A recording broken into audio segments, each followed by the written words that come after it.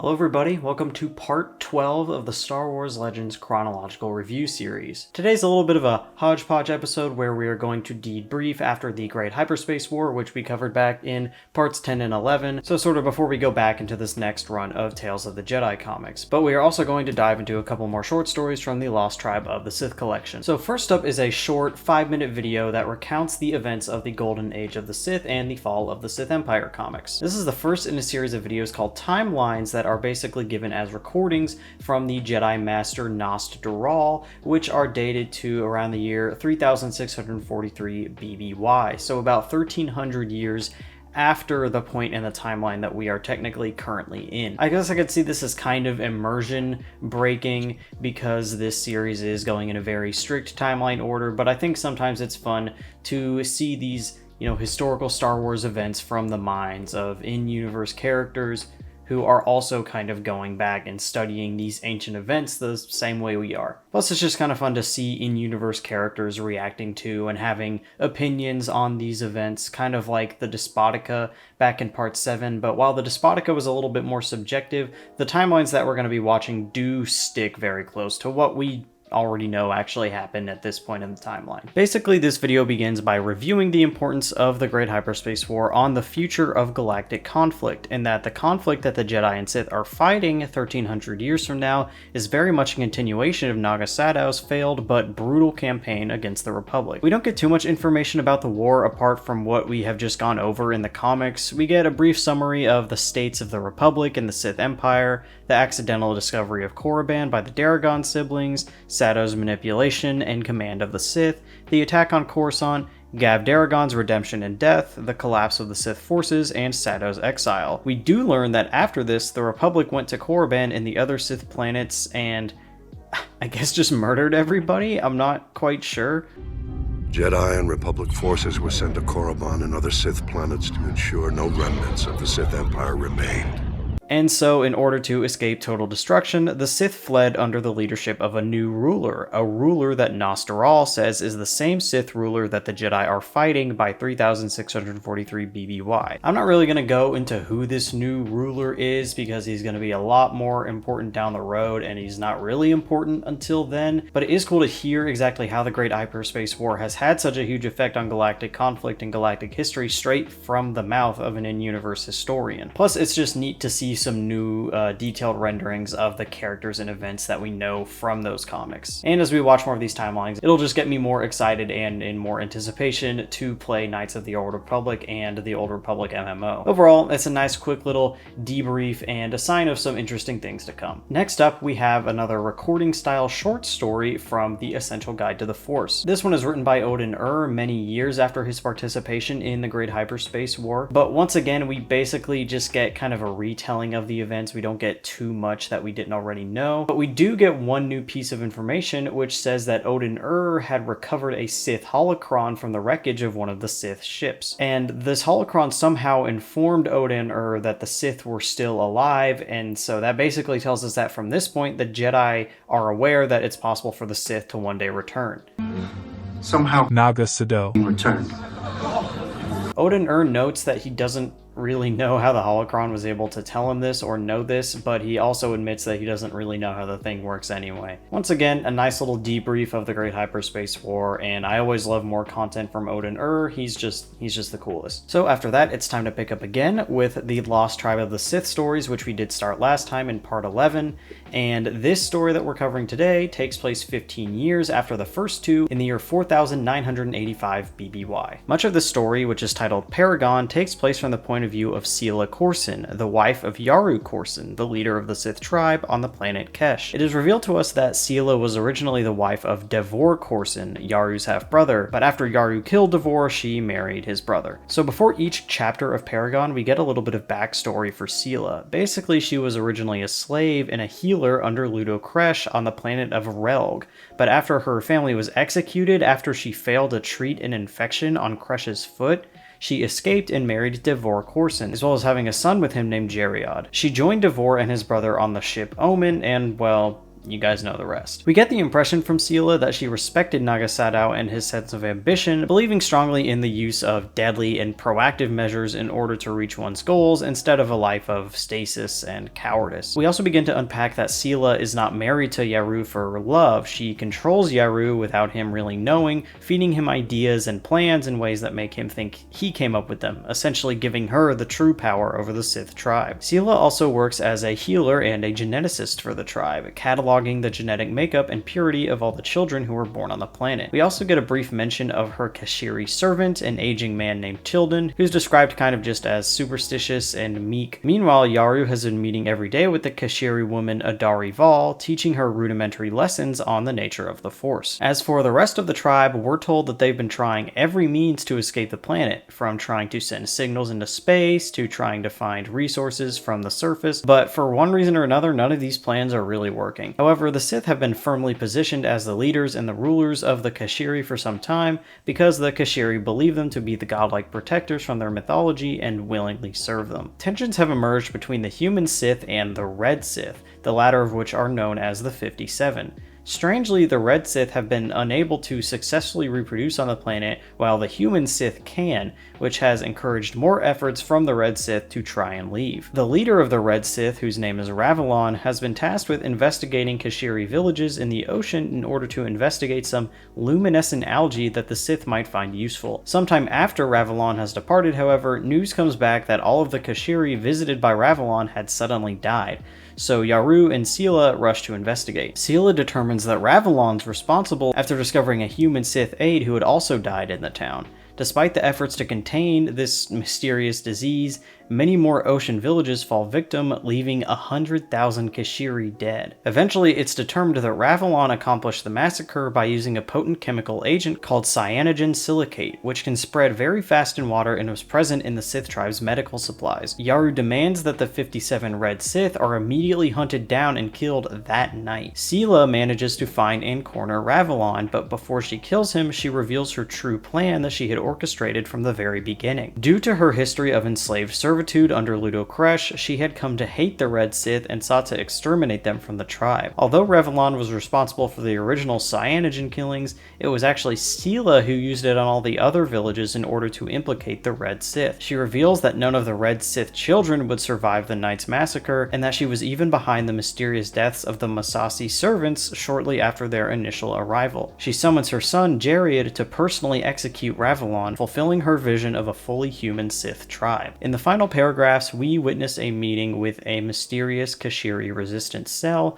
which Sela's servant Tilden is secretly a member of. At the end, Adari encourages Tilden to continue to spy on Sela. So, I thought this short story was pretty cool. I enjoy following a protagonist who is so evil, but is willing to play the long game in order to get what they want. It makes them feel very competent and cunning and fun it just makes it fun to watch everything unfold, and you really want to know what they are going to do next. Not to imply that I enjoy reading about someone orchestrating multiple genocides, but I just think that Sela was a very well-written evil character, and I generally do enjoy following villains as protagonists, as that's not really something we get to do super often in Star Wars media. It's a breath of fresh air from Yaru, who's definitely a bad dude, but is increasingly made out to be kind of just bumbling and oblivious and almost like well-meaning at times. Little hints are dropped of Sela's ultimate plan throughout the story, and it's kind of structured like a mystery, even though the protagonist is the one who's like the source of the mystery.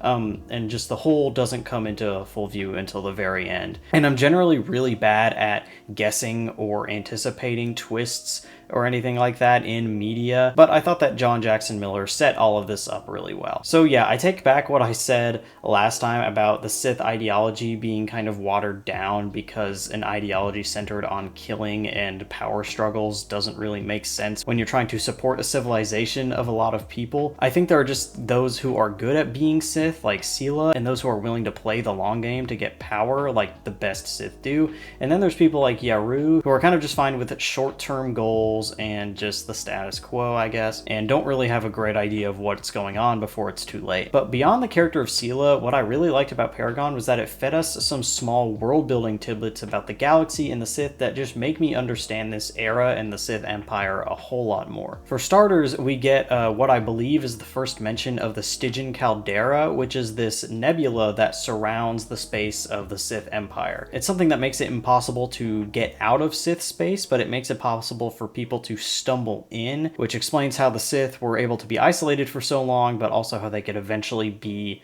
accidentally rediscovered later on. Kind of reminds me of the space anomalies like the Red Honeycomb Zone that surround Exegol in The Rise of Skywalker. Also, remember how in the last video I was confused about why this lost tribe of the Sith had access to lightsabers when the Sith at large still used their swords?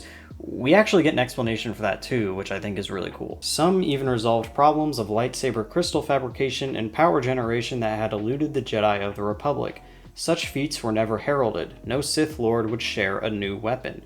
If failure was an orphan, success for the Sith was a secret love child. I love how the explanation for the limited technology is that the Sith are so selfish that even when they make new weapons, the individual Sith Lords decide to keep those to themselves because they want their own individual power instead of making society as a whole more powerful. It's such a Sith thing to do, and it's a really satisfying explanation for what I thought at first was a pretty big continuity discrepancy, and I'm really happy that the author was able to kind of sneak that in there. Something else I wanted to mention real quick is that the Sith have named a group of lakes on the planet the Ragnos Lakes. I just think that's cute. I think it's cool that Mark Ragnos kind of seems to be the only Sith Lord that everyone respects. You know, maybe I guess he does deserve it to have his own Force Ghost after all. I think I'll give Paragon a nice 4.5 decimated ocean cities out of 5. Overall, a pretty entertaining read. We get to see more about this power-hungry Sith ideology at its height, and the pieces are laid out for the future of this story and this planet, and I'm very excited to see how it all plays out. So now we are moving on to our next short story from the collection, which is titled Savior, which takes place another 10 years after Paragon in the year 4975 BBY. We open the story with a kind of grand ceremony taking place in the Kesh capital of Tav. Grand Lord Yaru Corson presides over the event, and we get the sense that he's very comfortable and satisfied with how things have turned out over the past 25 years. He's totally given up any hope of being rescued, and he's okay with that. We're also reintroduced to Jariad Corson, Yaru's nephew and stepson, who leads a lightsaber-wielding entourage of warrior trainees known as the Sith Sabers. We also meet Nida Corson, the daughter of Yaru and Sela, who has become a ceremonial Uvak rider. Adari Vol has retained her favored position under the Sith, although she still holds meetings with the underground Kashiri resistance with her son, Tonaval. The Nesh Tovar, which were the privileged class of Kashiri Uvak riders, have long since lost their right to ride their Uvak under the Sith. Adari and the Resistance have been scheming to one day free all of the Uvak on the continent simultaneously, allowing for a surprise attack on their Sith rulers. Adari's son Tona is a key part of this due to his closeness with Nida Corson and her Uvak riding companions, which are known as the Skyborn Rangers. One day, Sela Corson decides that she's finally ready to enact her plan to assassinate her husband Yaru, which she's been wanting to do for years. Sela meets him in a plaza in the city and uses Jariad and his sabers to ambush Yaru and his bodyguards, revealing their plan to avenge Yaru's late brother and instate Jariad as the new leader of the tribe. At this instant, Adari Vol and the Resistance decide to summon all of the Uvak for their own attack on the Sith. However, the reinforcements that they planned on never arrive.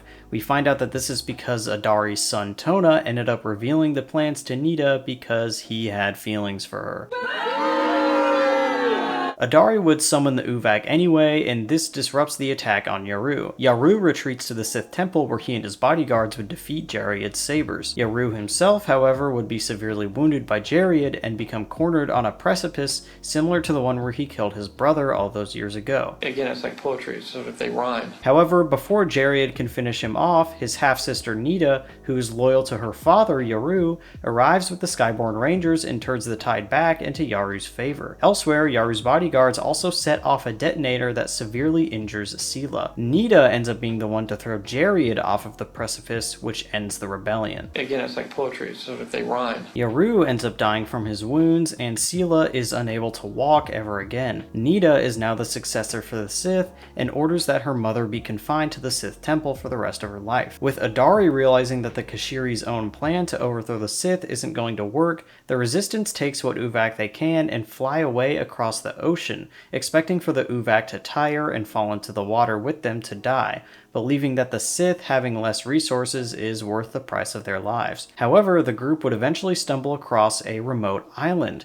Out of the 1,000 Resistance riders that left, however, only about 300 make it. Although things look bleak, Adari looks out and wonders whether or not the protectors of Kashiri legend were truly looking out for her, as after all, they were finally able to escape the iron fist of the Sith. Well, I gotta say, that one was pretty good too. I'm not sure I have a whole lot to say about it though. There's a lot of cool action, and it kind of just continues the themes of the last one about betrayal and the fact that even family ties basically mean nothing to the Sith. They're kind of all just about betrayal and good old-fashioned killing and lust for power. I did not expect Nita to be the one to show up and take over, especially since she was just introduced in this story. But that just goes to show you that you can't underestimate any of the Sith, even the young ones, because they're always all just trying to get power. You know, the smart ones anyway. I kind of didn't want any of the Sith to come out on top. I couldn't really find one or the other to root for. Not because I don't like any of the characters or anything, but they're all just like so evil and awful to each other, and sometimes in ways that aren't really distinguishable from each other. I kind of wish Adari Val's story had gotten a slightly happier ending, but honestly the fact that she was able to assemble a pretty sizable Kashiri resistance force was satisfying on some level. After all, the true core of Star Wars is this idea of people rising up against tyrannical rulers, and I'm happy that we got to see that play out, even if this story is very far apart from the era and the aesthetics of the original trilogy, but I'm happy that these thematic through lines are still finding ways to show up in these other Star Wars stories. Again, it's like poetry, so if they rhyme. I'm happy to see that not all of the Kashiri are these fanatical followers of the Sith, but still, I liked Adari, and I felt that her character and the things she fought so hard to build just kind of ended up falling by the wayside, unfortunately. All things considered, she didn't really seem all that upset or surprised in the story when it turned out that her son had betrayed their entire race, so I don't know. Yeah, not as many thematic revelations or cool lore tidbits in this one, but it's still a satisfying conclusion for this little era of Sith stories. And so I'll give it a 3.5 loser traitor kids out of 5. This story basically sets up the future of the Lost Tribe while also resolving kind of this story arc and characters that have been a part of this overarching story up until this point. So yeah, there's actually a huge time jump before the next Lost Tribe of the Sith story. We won't actually be touching this again until 3960 BBY, which means for us another 16 videos, so I guess this is going back on my bookshelf until a little bit later.